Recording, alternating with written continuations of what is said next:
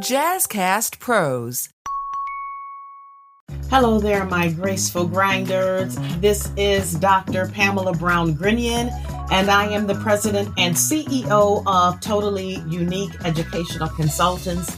Welcome to episode 15, and I'm so excited. Episode 15.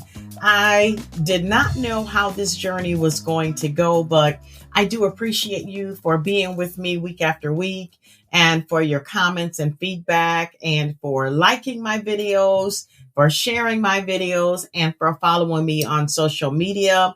I truly don't take that for granted. Well, today we are going to talk about setting New Year's resolutions. I'm sure that you have embarked on New Year's resolutions before. So I'm just going to jump right in and just talk about this psychological temporal landmark that gives us a clean slate to increase our motivation to make positive changes. But before I do that, I'd like to share with you a little bit of history about where these resolutions actually came from. Some cool facts, right? So approximately around 2000 BCE or AD, same thing, Babylonians were believed to be the first to celebrate New Year's, and they did so in a 12-day celebration in March. And March actually depicted the new year back during those times. And what they would do is make promises to their gods to repay debts and return borrowed items. And they believed that this would help them to earn divine favor for the coming year. People believe all kinds of things, right?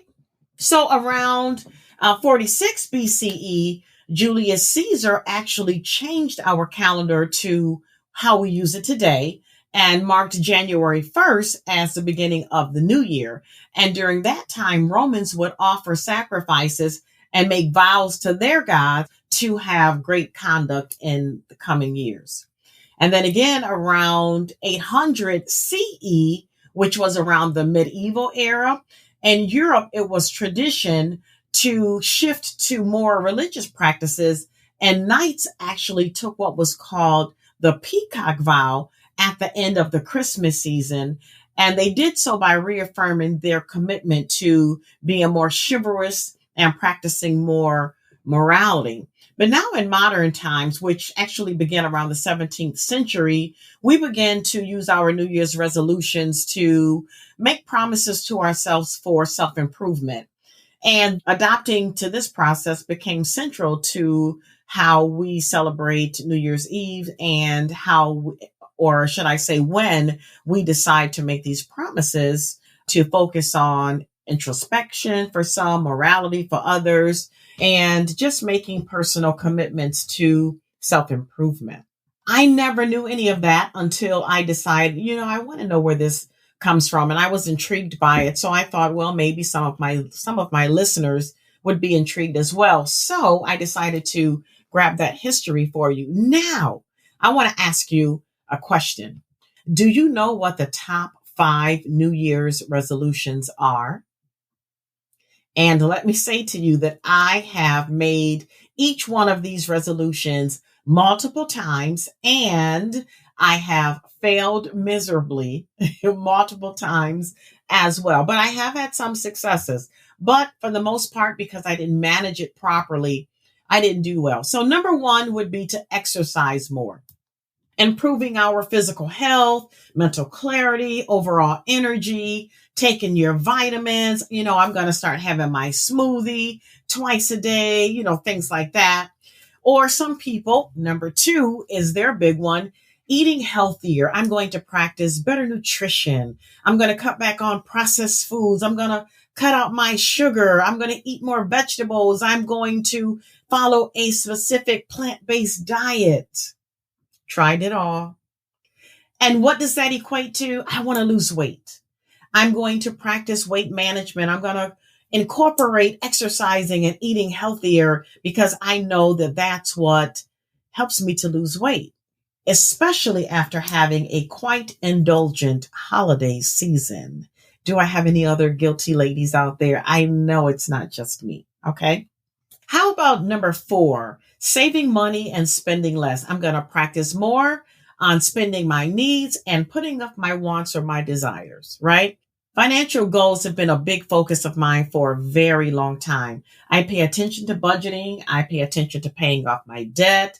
I pay attention to saving for emergencies and cutting out unnecessary spending, especially if my aim is to achieve long-term financial stability. Now, I must be totally honest with you guys and say, I didn't always have these practices. Okay. I was an impromptu shopper. I took care of my desires before I took care of my needs. I didn't budget. I just spent. I had no idea of the relationship that I had with my money until I didn't have any and I decided that I needed to do things differently, right? Am I where I want to be? No, but I am practicing better habits so that one day I can achieve the financial freedom that I desire. And number 5, focusing on mental health and self care.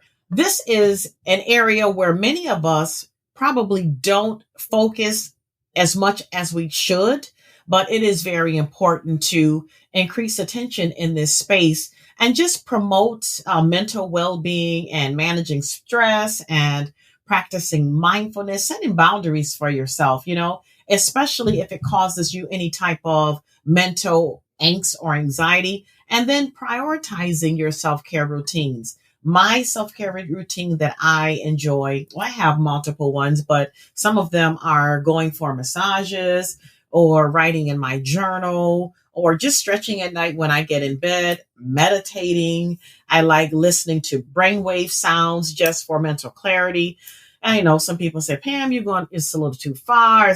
But don't knock it till you try it. Okay. Don't yuck my yum, because I happen to enjoy practicing mindfulness and just thinking about self-care.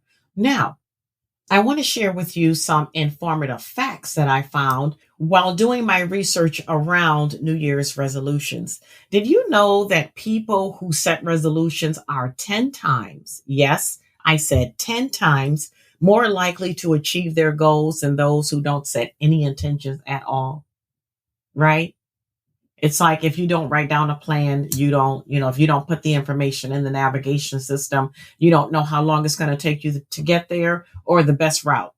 So if you do have a goal in mind that you are serious about, write it down, set some intention, set some dates, and be intentional and proactive about going after the goals that you set. Also, writing down goals increases your success rate, which I just said. But did you know that people who write down their resolutions are 42% more likely to achieve them? 42% more likely to achieve their goals just by writing them down. Now, why is that number so large? Well, because writing your goals down, it provides you a certain amount of clarity. I can tell you that because I just wrote down 27 things that I've been holding in my brain with all of the details. And the other day it was just like, Pam, get this stuff out of your head, write it down and, just start, right? So I did that. And when I tell you the mental clarity that I achieved, that I felt was like, it was crazy just getting that stuff out of my head. So I wrote it down. I wrote down everything that I needed to do. I prioritized them numerically so that I knew what I should be focusing on in the near future. And then what are my long-term goals? So yes, writing your goals down can produce 42% higher rate of achieving them as opposed to not. Also, get you an accountability partner. 65% of people who share their goals with a friend have a higher success rate of achieving them. There's only 35% success rate when you try doing them by yourself. But if you share them with someone else, 65% success rate. Now, my best friends and I, we have decided that we are going to set goals right now. We didn't wait until the new year. We set them right now. We've started drinking more water. We've started walking more. We've started focusing on our spirituality more. We've started just doing the things that matter. We've decided that we're not going to spot change and say, hey, I'm just going to focus on my money, or I'm just going to focus on losing weight, or I'm just going to focus on eating better. No, we've decided that we're going to work on everything, but we're going to have special days that we're going to focus on these things, right? So just like you can't spot reduce with weight reduction, when you get on that treadmill, you're impacting your entire body. So if you want to change your life, you have to focus on all aspects of your life. That way you can experience pivotal success, ultimate success in achieving your goals, and the way you feel just overall in your mental health and your emotions and the way you feel about yourself. And it's a great pick me up. It's a motivational booster for yourself when you're focusing on these different areas of your lives and you're being successful at them. Progress is more common than you think. About 46% of people who make New Year's resolutions report being successful just after 6 months of doing them, right? So if you feel like 6 weeks is long enough, it's not. You have got to stay the course. If it's important to you, you have to stay the course. This is what I tell my students. If achieving this goal is important to you, you have to want this goal more so than you want to quit in the moment, right? Because when you choose to quit in the moment, you're saying to yourself that quitting is more important than achieving the goal. So you have to do whatever it takes. You have to motivate yourself. You have to talk to yourself. You have to give yourself mantras to say, affirmations, whatever it is that you need to do to increase your vibration, to increase your positivity, to convince yourself that you can do this, this is doable, then please do that, right? You want to be part of that 46% who goes the long haul, who pushes to that 6-month mark and start to see some successes in what you're trying to do. Speaking of making it to that 6-month mark, for a long time, I used to hear that it takes 21 days to create a habit. It takes 21 days to break a habit. Okay. But in reality, research. This is not from the book of Pam. This is research. Research shows that it takes anywhere from 18 to 254 days, depending on the complexity of the habit, right? Now, if you're trying to stop using substances, or if you are battling with an eating disorder, it didn't take 254 days to develop that habit. It is more than likely going to take you more than 254 days to kick that habit. So extend yourself some grace and try to focus on the things that you know you have the power to change. It's in your power to change. Again, I'm going to say it's in your power to change, right? And then begin to work on those things. Don't wait until the New Year's. But if you need that psychological clean slate, whatever you need to do to get the change that you want to see in order to be the best version of yourself, okay? Now, in order to achieve New Year's resolutions, you have to use a thoughtful approach. You have to be persistent, and you have to be adaptable, probably to some new ways of thinking, because what it took you to get to this level is certainly not what it's going to require to get you to the next level. You're going to probably have to make some other types of sacrifices, even larger sacrifices, and put in a little more hard work than you had to do to get to the level where you are now. Why am I saying that? Because you're going to another level. You can't expect to coast from where you are to just get there. No, you're going to be tested. You're going to be tried. You're going to be pulled. You're going to be stretched. So just be here for it. Get ready for it, and just decide that you're going to sink your teeth into it, because achieving your goal is much more important than staying stagnant or staying where you are right now. So let's talk about the best ways to make our New Year's resolutions to stick. Okay.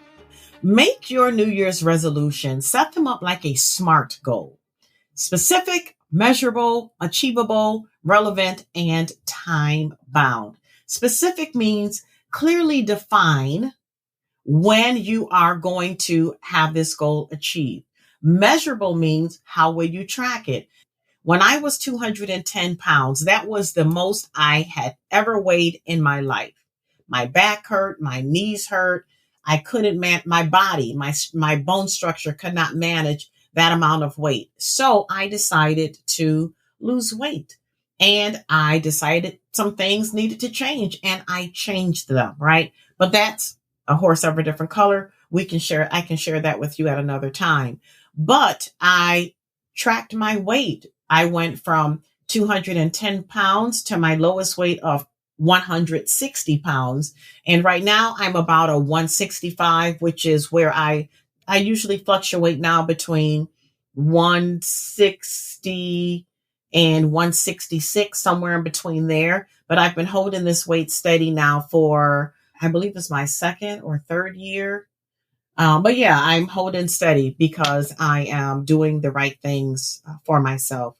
And just make sure that your goals are achievable. Set realistic goals for yourself, right? If you know you can't lose 20 pounds in a week, don't put that type of pressure on yourself. Just try to lose 2 pounds in a week. Like do something that is realistic that you can do so that you can celebrate these short-term victories. Okay. And make sure that your goals are relevant and they align with your values and your priorities. For example, a priority might be, I am getting married. No, I'm not getting married. But someone might be getting married in June and they want to set some goals that are tied around, their wedding. They want to lose 20 pounds before their wedding, right? People do that. Women do that all the time. And then make sure that you have a deadline for when you're going to achieve this milestone and how you're going to have accountability for reaching that milestone. Okay. So make sure that your New Year's resolutions are, number one, set up like SMART goals. That way you can measure them. You can achieve them. You can celebrate them. You can see your beginning and your end, and just make sure that you have some accountability built in. Also, break your goals down into small steps, right?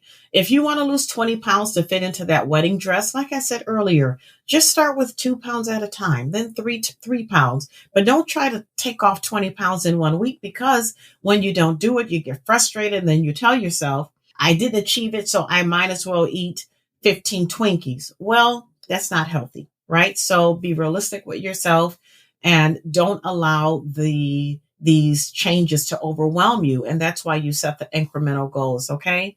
And also, if you're trying to save money, another example is, you can't save $500 in a week if you only make $500 a week. That's not smart, right? So maybe you can save $100 a week instead. So set goals that, break them down into small bite-sized pieces. You can't eat an elephant all in one bite. How do you eat an elephant? One bite at a time, right? We've talked about writing your goals down, and it will give you clarity. It will clarify your intentions. I promise you.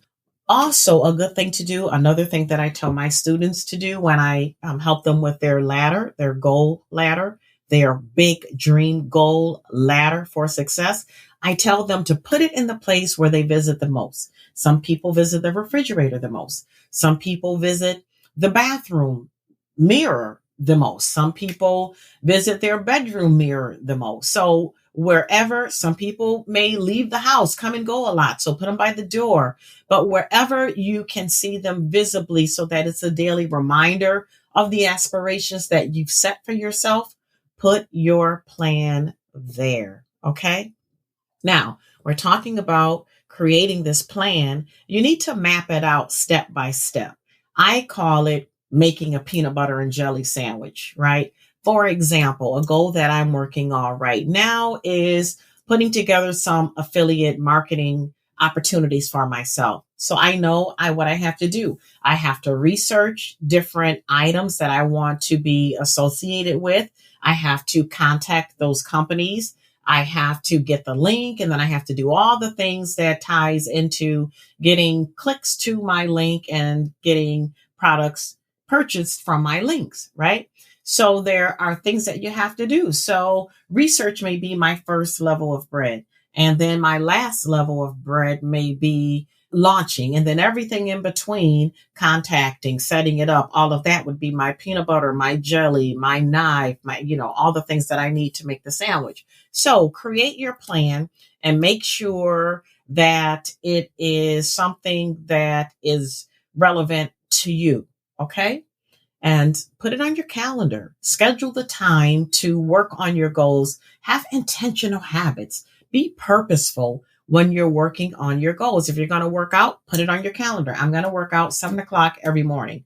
I'm going to eat before 6 p.m. every day.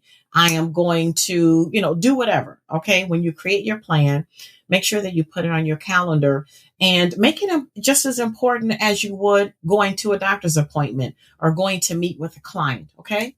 Again, building that accountability, because sharing your resolutions with someone just helps you to lock in with someone that is going to say, hey, like my friend Roz and I, we call each other and say, hey, did you have your water? Or, hey, I'm jumping on the treadmill. She'll say, are you going to walk the dogs right now? We have this accountability system that is working really well for us. And it helps us to also track what we're doing. Like she puts her information down in her journal, and I haven't started tracking yet, but I am going to start tomorrow using my Samsung app because it's an easy way to track my steps and how much calories I've burned and all of that. So where Roz writes hers down in the journal, I'll have mine in my electronic app. And I'm going to celebrate my wins. If I make it through the week, I'm going to say, yes, I made it through the week, and I'm going to do something special for myself, right? It may be having myself a $100,000 or a 100 grand candy bar, which is my favorite candy bar. I might binge watch TV for the weekend, a show that I've been wanting to watch, right? So decide what are the things you want to use to reward yourself and then celebrate your small wins. And then focus on your habits. Don't just focus on the outcomes. If you are getting on the treadmill every day, but you're going to eat a bag of potato chips every day, that doesn't make sense. So you have to align your habits with your goals, right? So be smart. Be smart about it. Don't do things that are going to be counterproductive to all the work that you're putting in. Again, your goal has to be more important to you than falling off. Okay. So focus on your habits, not just the outcomes, because you won't make it like that. You won't make it to your goal. I said earlier, extend yourself some grace. You have to use self-compassion. Why? Because it's going to boost your success when you face setbacks, right?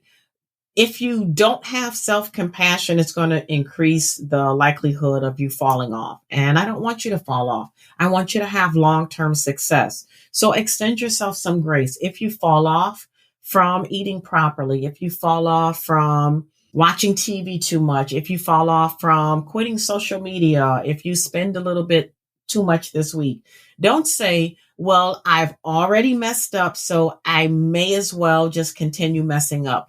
No, that's counterproductive. Get back on the horse. You don't have to let one setback set you back.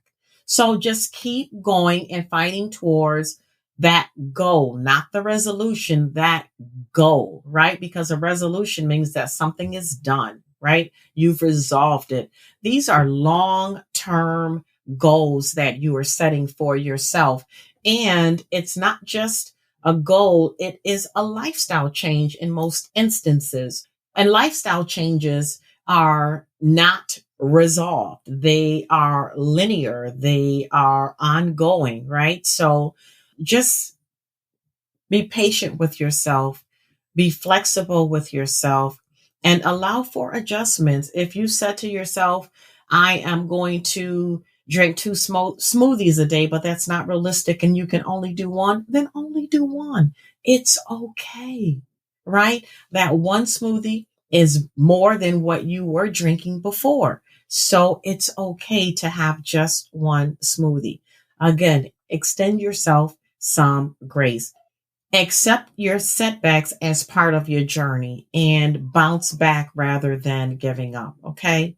It's okay.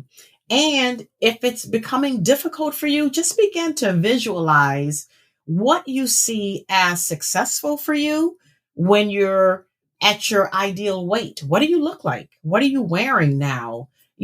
How are you looking when you step out of your Maserati SUV? That's my dream car, the Maserati SUV. So, how are you looking when you step out?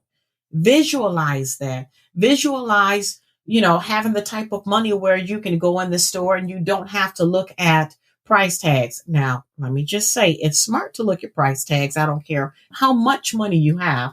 It's smart to know how and where you're spending your money. But I'm just saying, wouldn't it be nice to not have to? So visualize your success and then reflect and reassess regularly. What's working for you? What's causing you anxiety? If it's working, continue it. If it's causing you anxiety, then it's okay to, while you're reassessing, to change some things up. It's okay. All right. And just be intentional with whatever you're trying to do. Become intentional. Have intentional practices. And did you know that you can change your mindset about different things? You can. It's called neuroplasticity.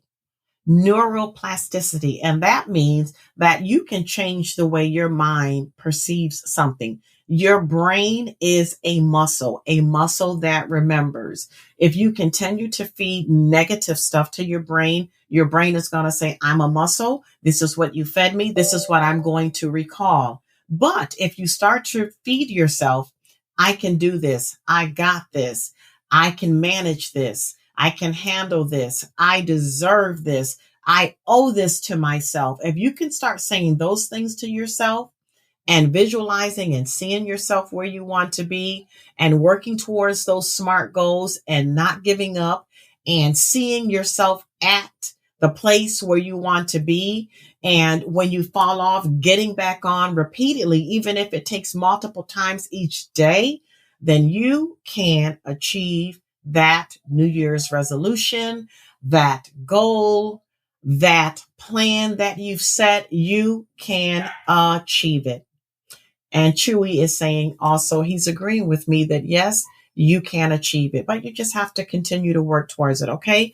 Every day, move the needle. Now, by setting clear goals and staying consistent and practicing self-compassion, you can turn your New Year's resolutions into lasting achievements. But if you are finding it difficult and you are still saying, Dr. Pamela, I'm going to do it when I get around to it. I'm going to do it when I get around to it. Well, here you go. Here is your round to it. Can you see it? Here is your round to it. Now, one of my dear friends, Mr. Welton, my guy, my boy, my buddy and long friend of over 40 years, bought me these round to its to give to my clients, especially for people, I can't get you to see it, that keeps saying, I am going to do it when I get around to it. So I'm going to read to you what it says. It says, totally unique to it. And on the back, it says, this is a round to it. Guard it with your life. It could help you be more efficient. For years, you've heard, I'll do it as soon as I get around to it. Now that you have your very own, you can accomplish all those things you put aside until you got this round to it. Now, a to it is a small circular token that people use to remind them to stop procrastinating. So this is your electronic round to it. I wish you could see the engraving on it, but I do have these that I'm going to give to my clients to help them to keep it moving, keep it moving, keep it moving. Okay. Chewy said, keep it moving. Okay. So thank you so much for joining me on this episode talking about how to turn New Year's resolutions into your lifelong goals that you are going to achieve. I'm so glad that you joined me. Continue to like, continue to share, follow, continue to support, continue to send in your questions. I really appreciate them. All right. I am Dr. Pamala Brown-Grinion, President and CEO of Totally Unique Educational Consultants. Until next time, my friend, be sure to create your totally unique day on